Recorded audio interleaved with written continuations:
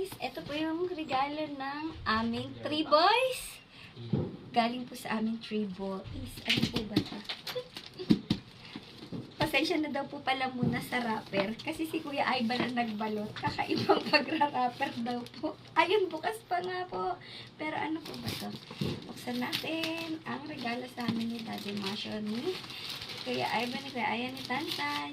Kay Ate Imay daw po bukas. Ay, baliktad! Bakit baliktad? Baliktad po ba? Oo nga, baliktad! Oh my gosh, baliktad yung ano po ba? Baban, baliktad! Oy! Oh, blender na maganda. Ito po yung regalo din ni Kuya Ivan sa amin. Ito po kay Daddy, ayan. Si Kuya Ivan masipag mag-gift ngayon, wala pa po yan job. Ay, baliktad! Ika lang, ito. Oh, may malaki pa na tong blender na to. 1.5 liter. Bakit baliktad? Hindi ba ito basag?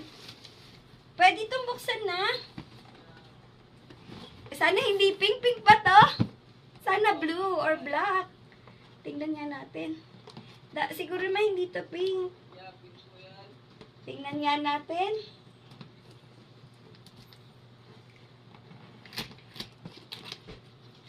Uy, may blender na ako ulit. Dati po kasi binenta ko, pinamigay ko yung blender ko kasi malakas ako kuryente.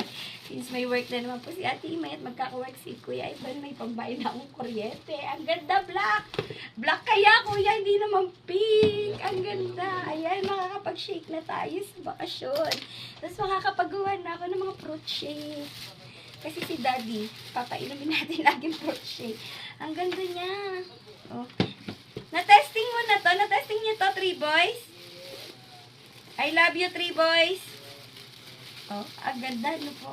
Mayaman ang aking 3 boys. Nakakapag-gift na ng Bishop blender. Thank you so much po. Merry Christmas, everyone. God bless. I love you, boys. I love you all.